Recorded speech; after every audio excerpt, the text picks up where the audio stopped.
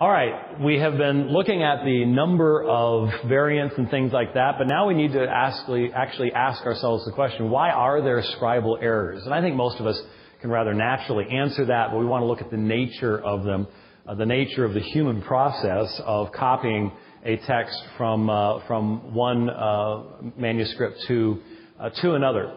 Even the 1500 to 2000 number needs to be understood. Even when the variant does impact the reading, in the large majority of instances, the careful student of the text can see which reading is original. Many of these errors involve common scribal errors, mistakes that we continue to make this very day when copying from one text to another. And then I'm going to give you an example from the history of the New Testament. I would just point out that this was actually a little bit easier to explain a generation ago, because young people today are accustomed to what's called copy and paste, cut and paste. And so it's easy. I mean, if you've got an original, you just select, copy, paste. That's not how it used to be done.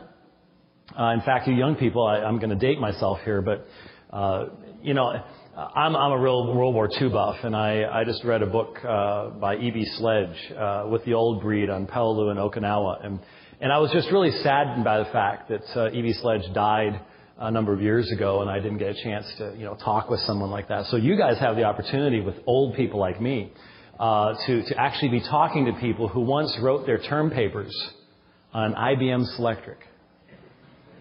Remember the wonderful feel of an IBM Selectric? I don't know if they've designed a computer keyboard that quite has the same, oomph to it as an IBM Selectric. But yes, I wrote my term papers with correction tape and whiteout and all that kind of stuff. And those of you who are young people who've never written a paper on a typewriter, shame on you. You have had it way too easy. It's similar to the situation that when I first introduced my daughter to the concept of Jiffy Pop popcorn. Not the kind you put in a microwave, but remember the old silver pan and on the burner? Especially when it wasn't a smooth burner. It was the noise and the rattling that thing would make, and you sit there, and then it would start popping, and then sometimes the aluminum foil would rip, and it would come out, and all. That was the way to eat popcorn, wasn't it? I mean, who cares if you stick a bag in a microwave and hit popcorn? What's the joy in this? I mean, seriously. So if you've never written a paper to where you had to have a book open, and you're sitting there, and you are typing your citation, and you are having to watch what you're doing and then look back at it, and then you really, unfortunately, have a hard time understanding what the scribes were going through because you've never really done that. If you're just copying from electronic stuff and pasting, copy, paste, it's sort of hard to explain this. But if you did do that, and I saw some of you going, yes, electric, that's great, then you'll understand this better than young people will at all. 1 John 3:1 in the King James Version. If you want to look at your Bible and see, I should mention to you that the majority of textual variants that we will probably look at involve the difference in the underlying Greek text between the King James and the New King James, which is called the Textus Receptus, and the modern Greek text, which is currently the Nestle-Aland 28th edition, United Bible Society's 4th edition, which is the text that is used in the translation of the New American Standard, ESV. Actually, 28th edition came after those, but the 27th and 26th editions. But it's the same text type. ESV, NIV, NASB, Holman Christian Standard Bible, whatever, are all translations of the modern eclectic text, the Nestle-Aland UBS text. And that's where the majority of the differences will be found in your modern translations. Here's an example of one of those. 1 John 3:1, behold, what manner of love the Father hath bestowed upon us, that we should be called the sons of God. Therefore the world knoweth us not, because it knew him not. That's the King James. And then compare that with, I believe, the New American Standard. See how great a love the Father has bestowed on us, that we would be called the children of God, and such we are. For this reason the world does not know us, because it did not know him. This is somewhat of an unusual textual variant, in that the modern texts have a phrase that the King James does not. Generally, it goes the other direction. The King James text is generally longer. It has more additions to it in that sense. But you can see the affected phrase in red, or those of you who are guys and have color blindness. I do need to point it out, and that's not actually funny. It's normally the way in every audience I have somebody who goes, oh, I didn't know that. And such we are is the phrase that is found in the New American Standard and not found in the King James. Now, if I was some kind of anti-King James preacher, as you have King James onlyists, then I could preach sermons about how the nasty Anglicans who translated the King James didn't like adoption in the family of God and all the rest of this kind of stuff. But it has nothing to do with why there's a difference at all. It doesn't have anything to do with the prejudices of the translators or anything else. The Greek text that the King James translators use did not have the phrase "in such we are." The Greek text that the modern translation is translating does have it, and the issue is, why is there a difference in the manuscripts? It has nothing to do with the prejudices of the committees. There are bad Bible translations where you have badly prejudiced translation committees. I mean, the most obvious example of that is the New World Translation of Jehovah's Witnesses, which really isn't even a scholarly translation by any stretch of the imagination. But there are bad examples like that. But generally, when we're talking about ESV, NIV, NASB, stuff like that, that's not the issue at all. Let's take a look at it. The modern text contains an important phrase affirming our adoption as children of God through Christ. It's not found in the KJV. Why? Because the Greek text from which KJV is translated lacked the phrase. But why? This is a glowing example of homoi teleuton. Now, if you want to learn a new word, impress your friends at lunch today or something like that, you might want to practice it a few times. It really does flow nicely off the tongue. Homoi teleuton. It just makes you sound so smart. All it means is similar endings. Almost all Latin words that scholars memorize and make themselves sound really good actually have very simple meanings.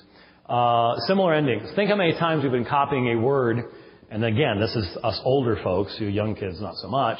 Think how many times you've been copying a word ending with such combinations as ing, tion, or es, and when looking back at what you were copying, have mistakenly started with a different word that had the same ending.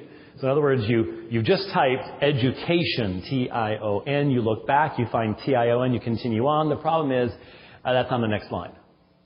And now inadvertently, you have deleted everything between tion in this line and tion in this line, because that's a common ending, similar endings. And if you don't go back and proofread, you're not going to catch that. And the worst thing was, when you're doing it on a selectric and you found it in the proofreading, guess what you got to do? Retype that entire page. And if you're in the middle of the paper, how in the world do you make that fit? It was a royal pain. It really, really was. And you young people, that's why you need to respect us old people, okay? Because we've been through a whole lot more than you have. Okay, we've suffered so that you can have what you have. Okay, I'm sorry.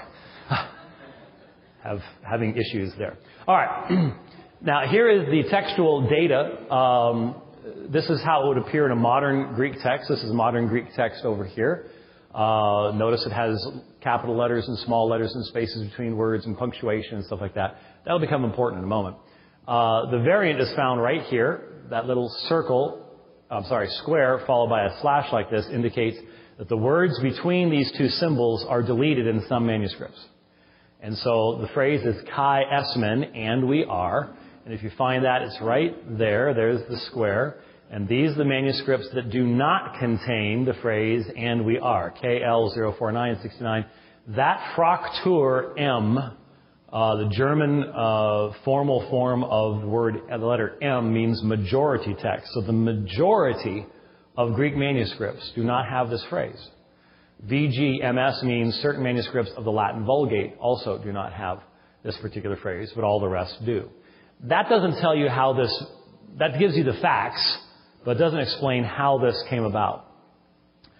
What we need to understand is what the text of the New Testament looked like from the time it was written until about 900 years into its history.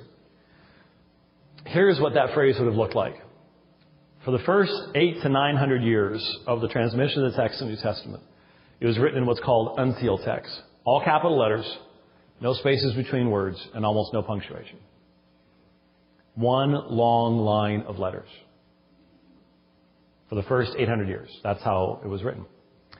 And so most people, even who have studied the Greek language, but in that other form, have a hard time figuring this stuff out. But if you actually look at it, you see tekna. This is theou, God. It's called a nomina sacra. It's where you take the words like God, Lord, Jesus, and they would abbreviate it and write a line over top of it. Then you have Clethomen Chi Esmen. There's Clethomen Chi Esmen. I'll use color to show you. There you go. See how that? Now you have Clethomen Chi Esmen. So an early scribe writes Clethomen that we might be called. I goes back, and instead of starting there, starts there, and the sentence makes perfect sense to continue on from there. For this reason, the world, it goes on from there, does not know us. So even if they were tracking with what the words were saying, and we are is not necessary to the sentence. And so it doesn't turn the sentence into gibberish, even though that kind of error was made as well. This is even the easier one to make, because you simply have, within that line of text, both mu epsilon nu and mu epsilon nu. Your eye goes back, and instead of starting there, which is where you should have started, your eye goes to there, you start there, and you inadvertently delete the phrase. So there's no reason to be going, oh, the Anglicans don't want us to recognize that we're the children of God, or any of the rest of that kind of stuff. The simple fact of the matter is the Greek texts that form the text from which the King James was translated did not have the phrase. Modern versions have the phrase. That's why there's a difference between the two. We can recognize all sorts of examples of this type of scribal error when we look at the manuscripts themselves. And thankfully, when we have 1 John, we probably have 400 to 500 manuscripts or more of 1 John. And so we can compare them to one another, and discovering what the original reading isn't all that difficult to do. If we only had one or two, that could be a problem.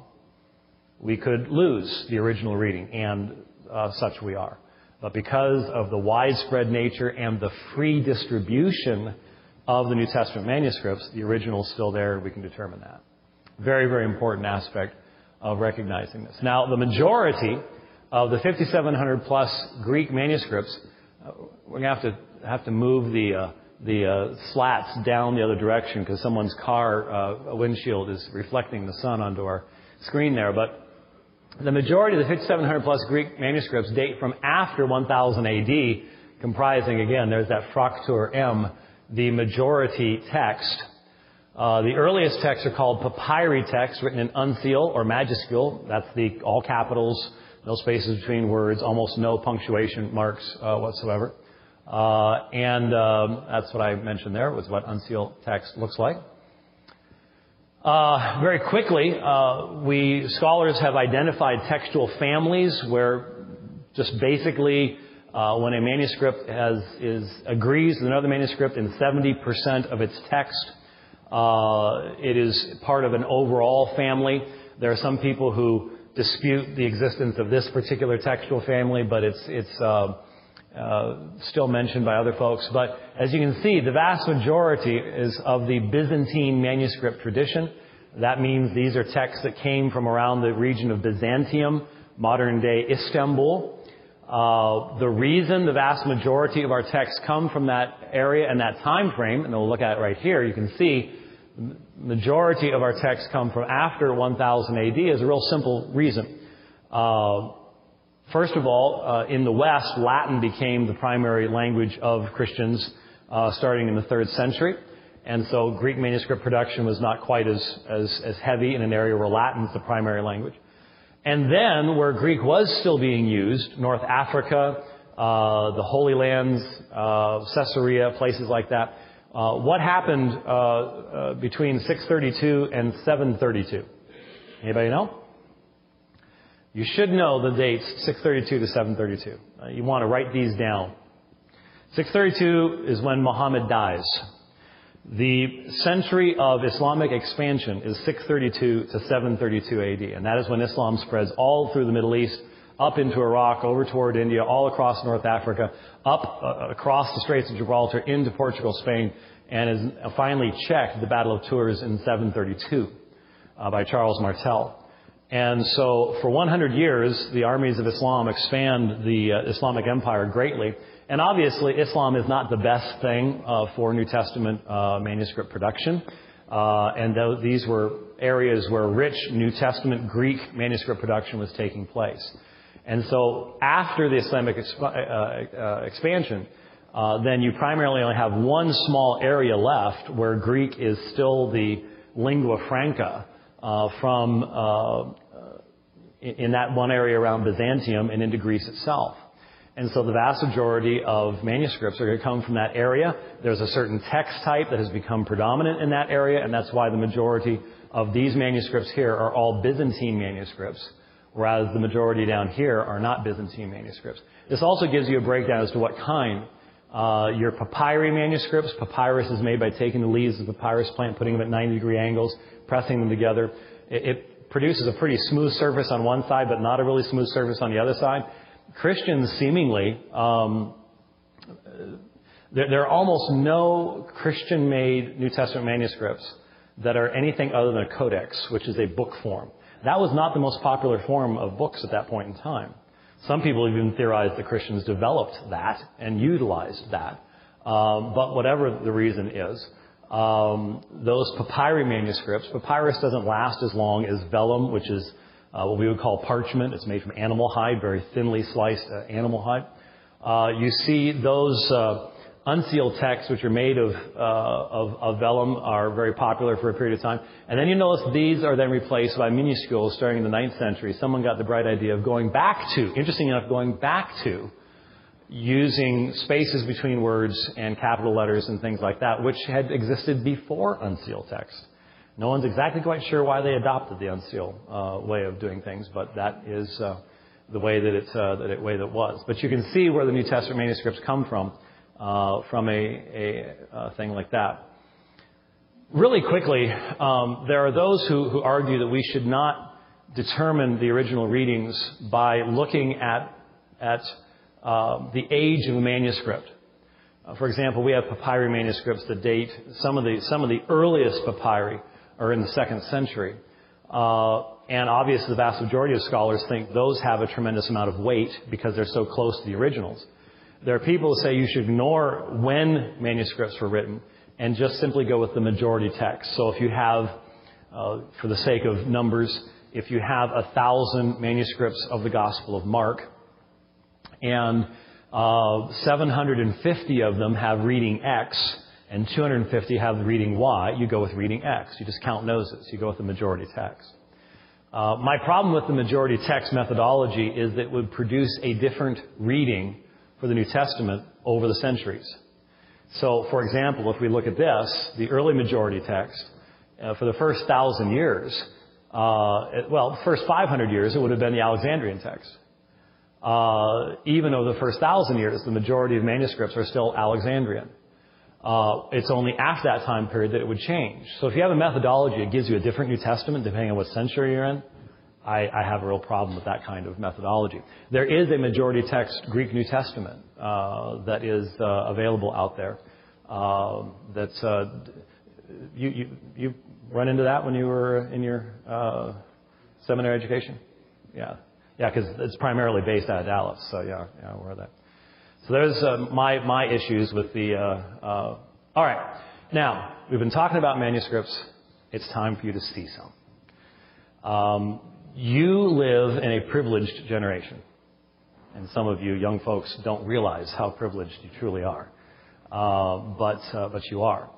I think it's not going to be very long before all of the manuscripts from the New Testament, they're working on this. CSNTM, the Center for the Study of New Testament Manuscripts, Dan Wallace and his guys are traveling around the world taking high-quality digital photographs of all the available Greek New Testaments. So it's a very expensive project, and it's a very worthy project.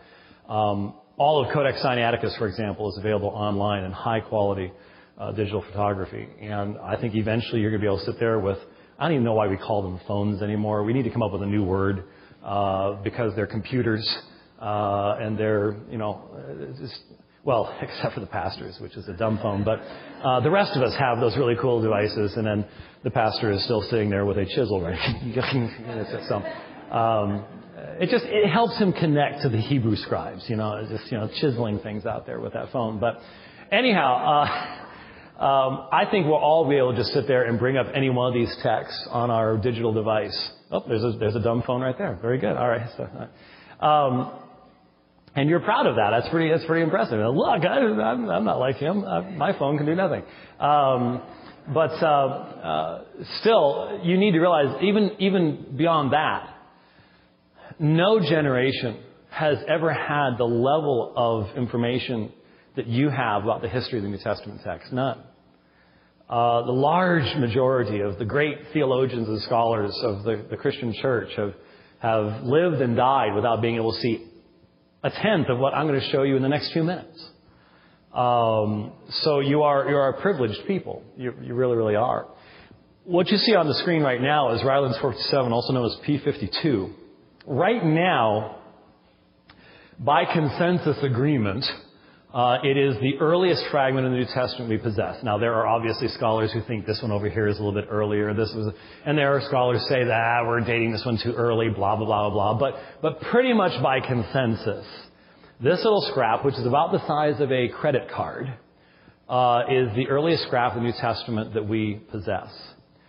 And this is sort of, with the wonder of modern technology, I'm able to show you what it would have looked like. I actually have fonts that match the early papyri on my Mac. And so I'm able to sort of provide how that would have looked, because obviously what you're seeing here is just a portion of the upper page, upper portion of a page of a manuscript here. And it's written on both sides. Again, Christian manuscripts tend to be in the codex form, and so it's written on both sides. Now, if you had been going to school in a German seminary in the 1870s, you would have been told that the Gospel of John was written as late as 175 to 200 AD. Why so late? Well, because it has such a high Christology. It has such a high view of Jesus. And that obviously took a long time to develop, because we know Jesus wasn't really like that, you see. And so it had to evolve over time. And so the assured results of scholarship would have been that you needed to believe that the Gospel of John had been written well after 150 to 170, 175, 200 AD. Then in the 1930s, a guy is shuffling through some papers, some papyri that had come from Egypt, because, the British went and stole everybody else's stuff and brought it to London. And he's looking through a cardboard box of these fragments that had not been identified. And he pulls this thing out and he starts looking at it. He starts translating it. And he goes, I recognize this. And what you actually are seeing is from around 125 AD.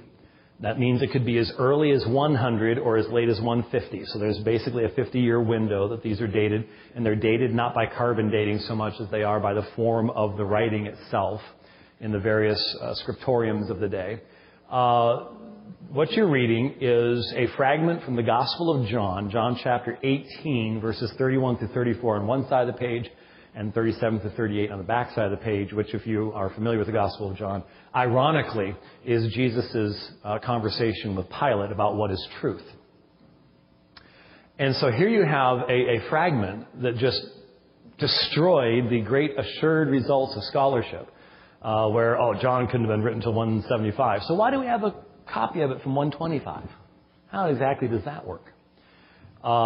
And in fact, interestingly enough, it is the Gospel of John, even though John is generally dated the latest of the Gospels as far as its writing, that we have the largest number of witnesses amongst the papyri, the earliest manuscripts of the New Testament, of the Gospels, is John. It's the best attested of the Gospels in the historical record at the moment. Now, Dan Wallace has told us, and by the way, I'm not trying to whisper, but I've been realizing I have not been consciously controlling the volume. And as most of you know, I'm flying this afternoon to Berlin. I start teaching on Monday. I teach all day, every day, including Friday into the late night. And if I don't want to be talking like this, I need to try to save this as much as I can, though I get passionate about things. So if I start getting loud again, somebody go like this so I can remember to cut that back. Or you could just do that because you just want me to stop. That's another way. Or you're just getting sick of whatever I'm saying. I'll interpret it in the most positive way I can. Anyways, Dan Wallace announced last year that a number of papyri have been found, and this will no longer be the earliest fragment. Unfortunately, the book that he is a contributor to on that subject has been delayed, and Dan won't tell anybody why that is yet, but hopefully it'll be out someday. Allegedly, there are now first century fragments of Mark that will be earlier than even this one. Now, I've mentioned to you, and the pastor has discovered for himself, that I am a geek, that I am a techno nerd, and all the rest of those types of things. I am now about to prove that publicly yet once again, though I do this fairly regularly. I'll prove it. This is a picture from my debate with Bart Ehrman, and please notice my tie. My tie is a full size, it is expanded representation of P52. Both sides of it fully readable. And there I am giving Bart Ehrman his own copy of my P52 tie, and that's almost the only time during the debate he actually smiled. Now, I don't know what he's done with that tie. I don't know if he wears it once a year to show his students the crazed fundamentalist that he once debated, or if he burned it in effigy. I really have no earthly idea. But I actually gave to Bart Ehrman his own copy of my P52 tie. And if you want a P52 tie, look me up on Zazzle. It is available. But that is really weird. Okay, so anyways. Now, here's the one that I'm sure that Pastor Bob is going to stop me and want to go on for about half an hour to provide you with an interpretation of what I'm about to tell you. I love doing this particular fragment. This is P115. It's not super, super early. I mean, AD 250 to 275 is not exactly a later manuscript. But the reason that I point this out is that we only have about 2 papyri, and they're fragmentary, obviously, as you can see. This is a fragmentary piece. I mean, and if you're wondering, why are the papyri in such bad shape? How are you going to look after 2,000 years? Okay, I can guarantee you're not going to look as good as this. Especially if you're that thick, I mean, seriously, the fact that we have any of these is rather amazing. But we only have 2 papyri fragments from the book of Revelation. Now, let me just ask a question. What's the number of the beast? Stop it. Anybody?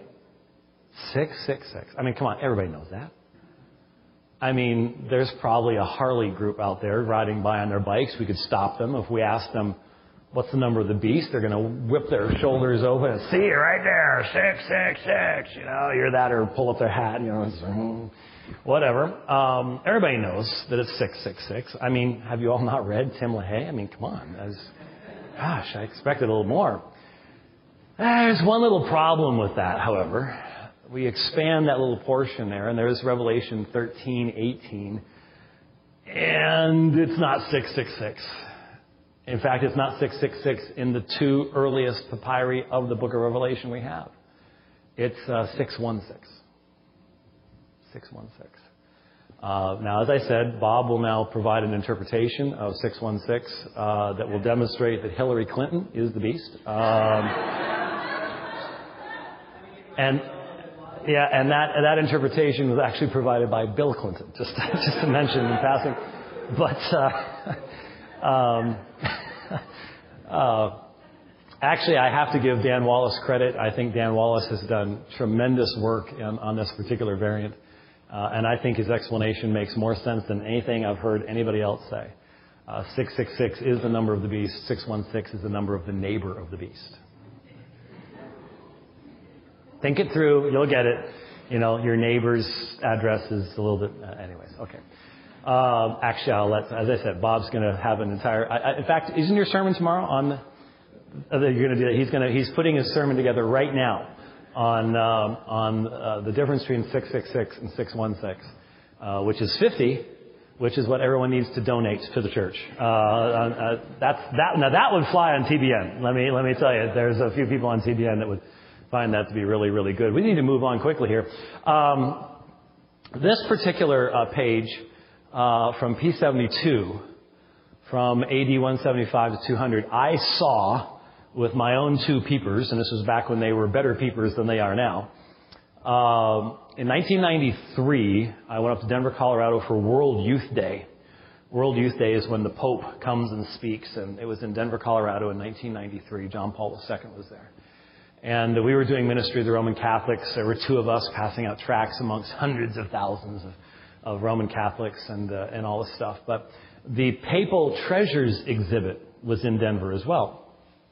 And Rich Pierce and I, all of Alpha and Omega Ministries back then and still today, 10 years, 20 years later.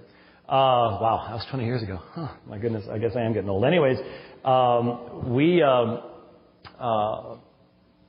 were sitting at a health food place having breakfast called Winchell's, and I was reading the newspaper, and they were talking about what was in the Papal Treasures exhibit. And y'all don't have Winchell's up here, do you? You didn't get that at all. The donut shop. So I just wanted you to get the connection there. I should have said Dunkin' Donuts, but it was a Winchell's, so I need to be accurate. Anyways, they mentioned that this was there, and I said, Rich, we're going. It was one of those things where you had to get your tickets, and it was a certain time for you to show up because, it's get enough people to go through it, all that stuff. So we showed up, and this was right toward the beginning. It's under glass. And I go walking up to this thing, and I am in hog heaven. I mean, unfortunately, the light's sort of hitting stuff that I'd like to show you, but you see where the lines are right here, here. Those are right there. There's a nomina sacris. That's theta nu. That's the accusative form of God. But that's how you recognize a Christian manuscript, is the use of the nomina sacris. No one else developed that. Only Christians did that. It's a sure telltale sign of a Christian manuscript. And P72 is the earliest manuscript we have of 1st, 2nd Peter, and Jude. 1st, 2nd Peter, and Jude. And so you can actually read it. Petru Epistolae Be. So that's the Epistle of Peter, B, or 2nd Peter. So here's the end of 1st Peter, and then the beginning of 2nd Peter, right there. And so I'm sitting here, and I'm all excited because, see this one right here? Let me blow it up for you. Isn't that cool? I love it. That is one of the early... That's a construction called a Granville-Sharp construction in the original language, where you have two substantives connected by chi. The first has the article, the second one does not. They're both referring to the same thing. And so this is our God and Savior, Jesus Christ. There's a reference to the deity of Christ long before Constantine came along, and hence proving that Dan Brown, again, owes everybody a lot of money. He could not have had any control over this manuscript, which was written long before he was even born. So I'm sitting here and I'm just drooling over this thing. Well, most people just sort of walk up to it, look at it, read the description, and walk off. I'm standing there forever. I'm just like, I'm translating it and going, oh, this is awesome. This is incredible. And Rich is standing next to me, and people sort of walk up and they look at it, and they look at me, and then they look over at him and go, can he read that? And Rich goes, yeah, he can. Look at this, Fred. This guy's reading this ancient. And people start gathering around, and the security people are starting to do this number, So Rich would grab me. We'd go out and look at a tiara for a while. Then I'd go right back to it again. And I didn't want to leave, but eventually they sort of suggested we needed to move along. And we didn't spend much time looking at all the other papal treasures because they just paled into insignificance in comparison to this one particular page, which is... obviously, for me, this was a period of persecution against the church, and it is quite possible that the person who made this copy was risking his or her life to even make this copy. And so, honestly, how many of our people in our church would have almost any of the New Testament if they actually had to hand copy it for themselves? I mean, I think a lot of people might have Jude, but not so many people would have Luke. You know what I mean? It does make you really consider those things when you look at it. Well, that's slow. Oh, there we go. Here is another very important New Testament manuscript. I haven't seen this one yet. I hope to. It's in Geneva, and I'm not going to get a chance to see it this trip, but I still want to get to Geneva to see this. Maybe next year. We're thinking about doing a Reformation history tour that I would get to lead. And we would definitely include Geneva in it. This is P75, and this is the beginning of John.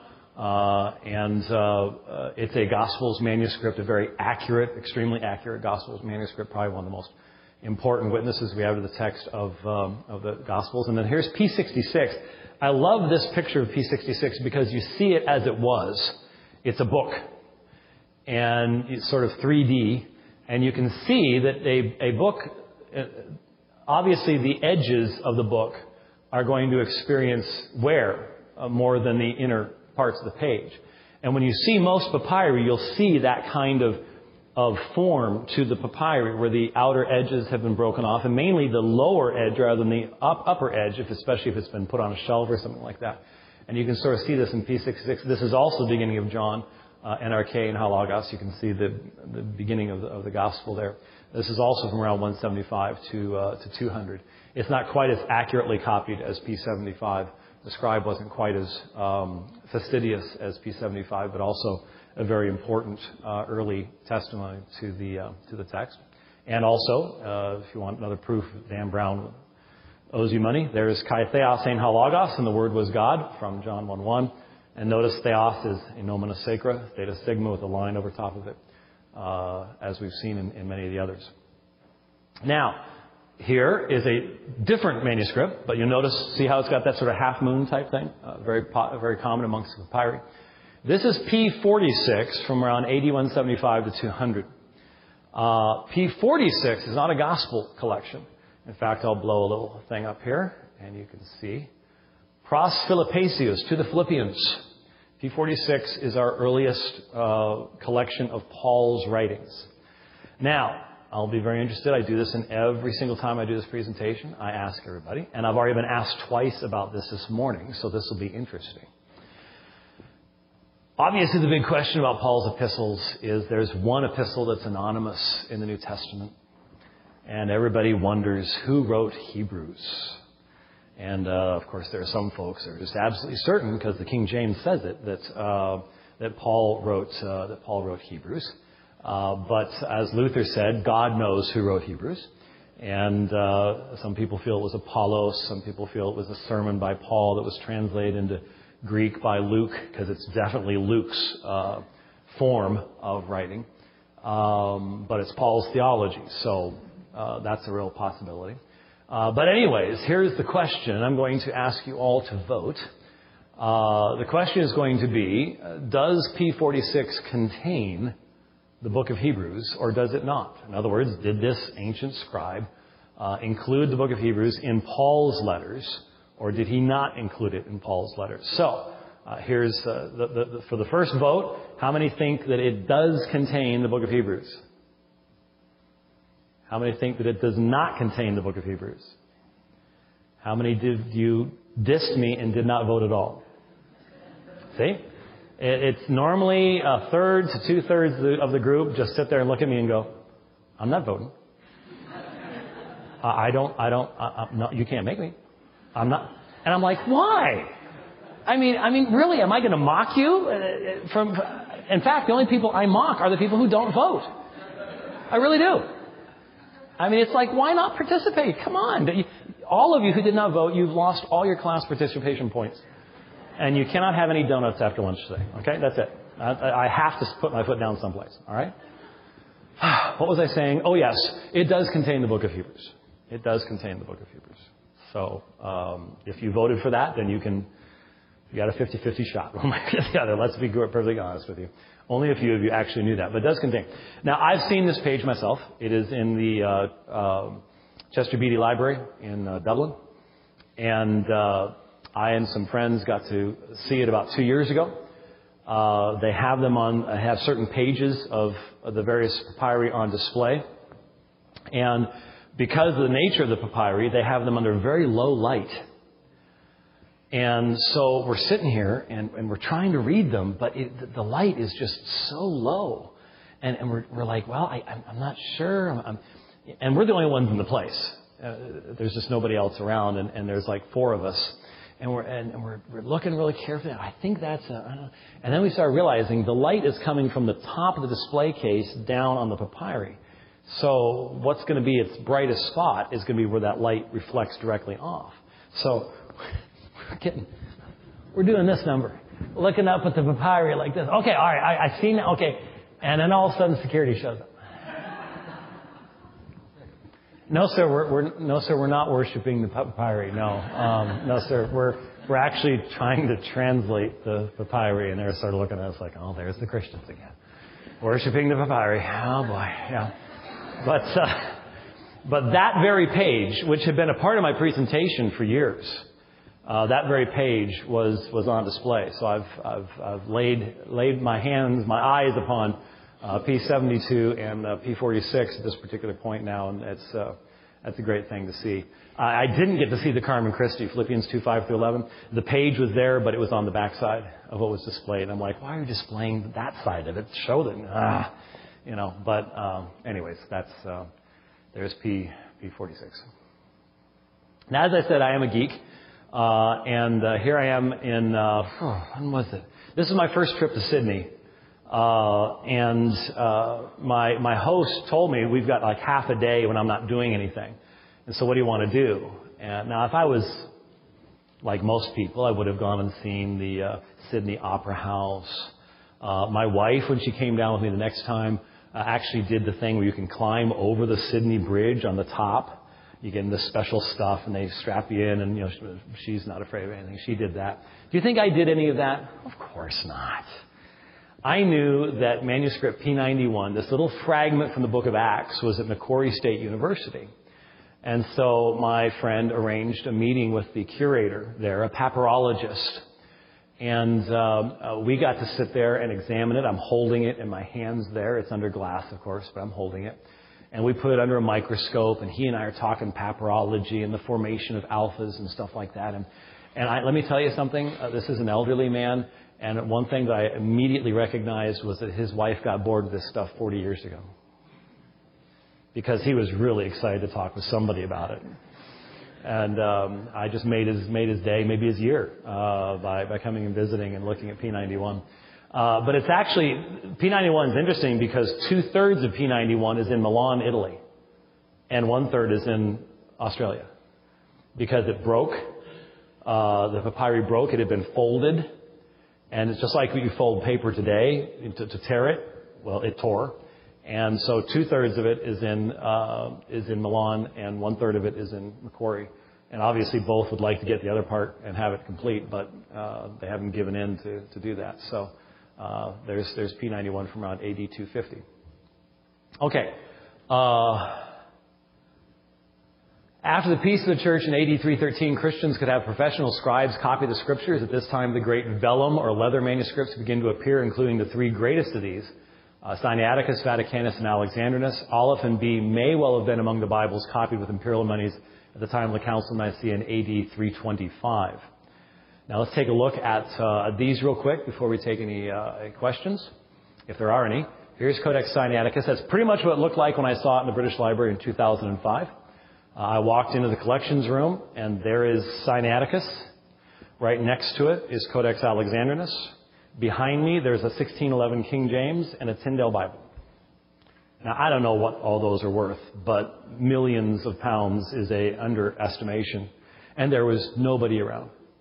Nobody around. I'm just sort of like, really? Seriously? I'm looking at Sinaiticus? I mean, honestly? It was an amazing feeling.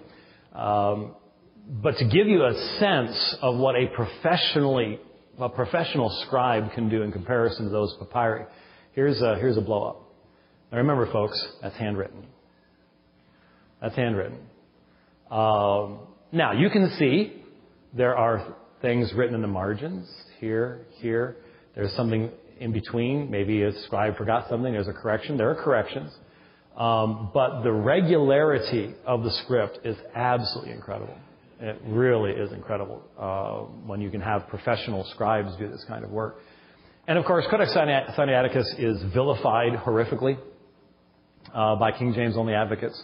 They say it was found in a garbage can. It was not found in a garbage can. Count von Tischendorf, a believing Christian man, knew there had to be early manuscripts of the Bible out there, and he was looking for them. And he went to the monastery at St. Catherine's. I think his first visit, I'm doing this off the top of my head, please forgive me if I'm wrong, I think it was in 1844.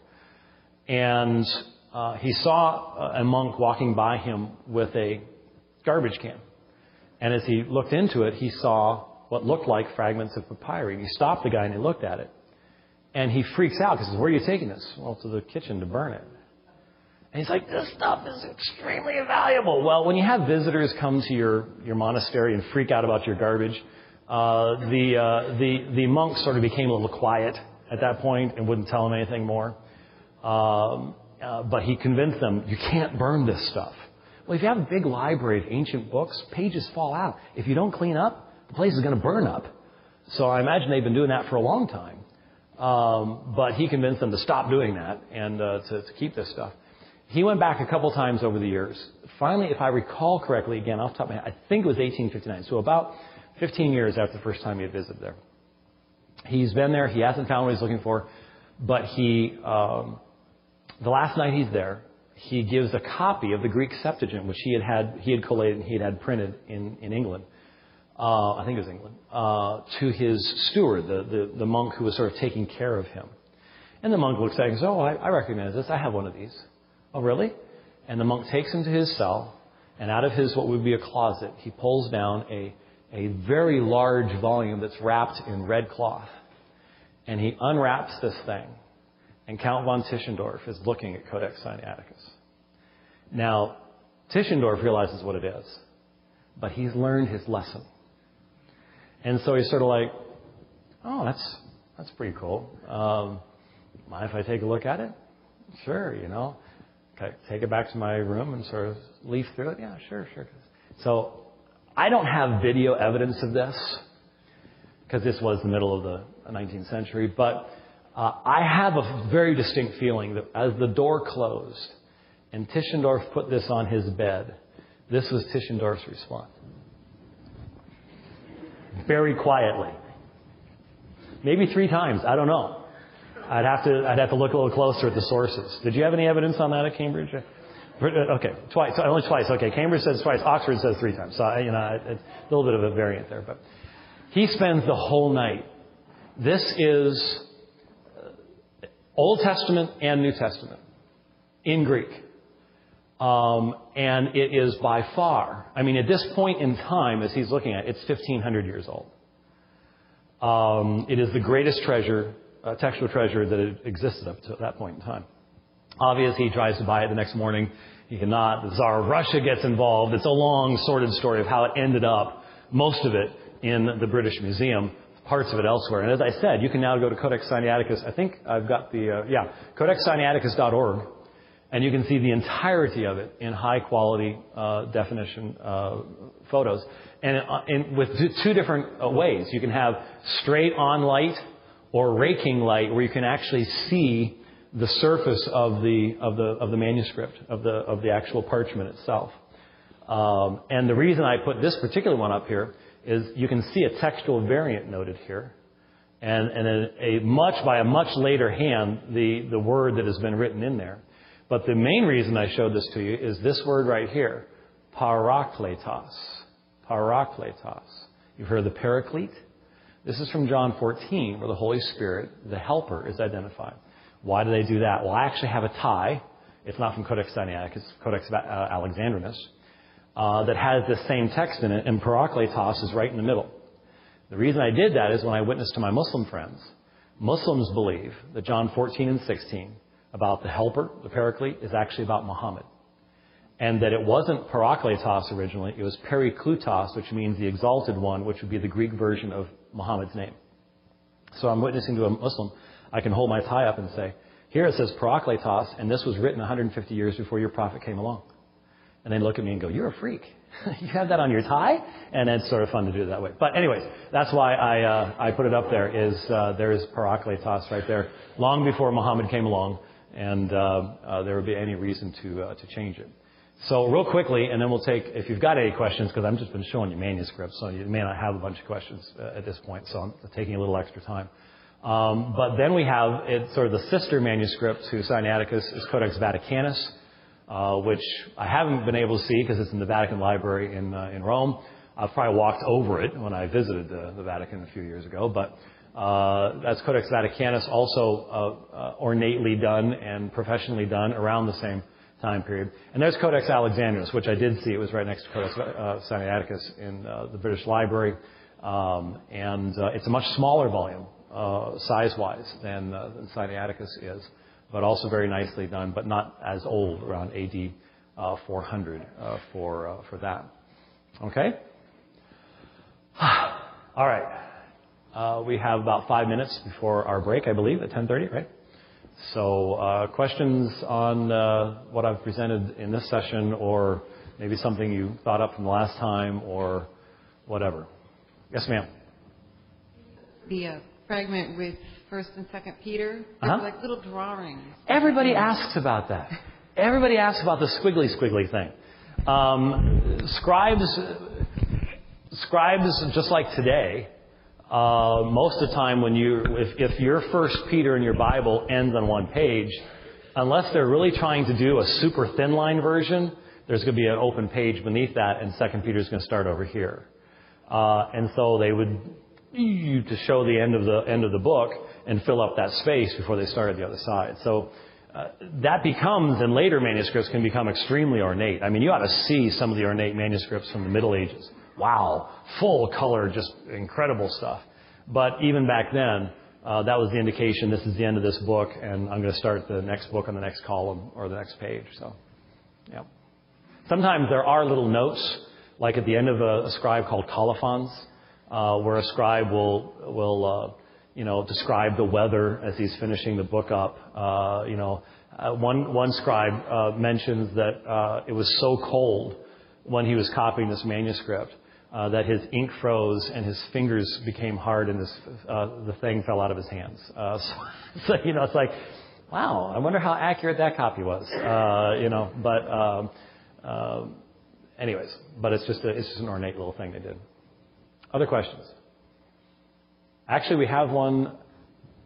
I think the pastor outranks you at the moment, so we got enough time. Okay, he has okay, go. He's being the servant, and we've got a question back here. Beside that, he's down front. He can ask any question he wants anytime. The thing you started with about the common mistake, I just want to see if I understand. Homotelioton? Yeah, exactly. An English example. Would it be like a sentence ending in completion and then period? In addition, we have, and so like if I was copying that in English, the in addition would get dropped, and I would just have we have. Right. Okay. Right. Right. It's just in every language there are common endings. I used English examples, but there are common endings like tion, ing, es, os. That you're going to have multiple words in a sentence that are going to have those same kind of endings on them. And when your eye goes back, your eye has been distracted. You're looking at the form, you're writing what you're writing, and you've just written T-I-O-N. You go back, you find T-I-O-N. You think it's the same T-I-O-N, but it's actually a line down, a few words later. Sometimes, and this shows people weren't always paying attention, it's on a line up.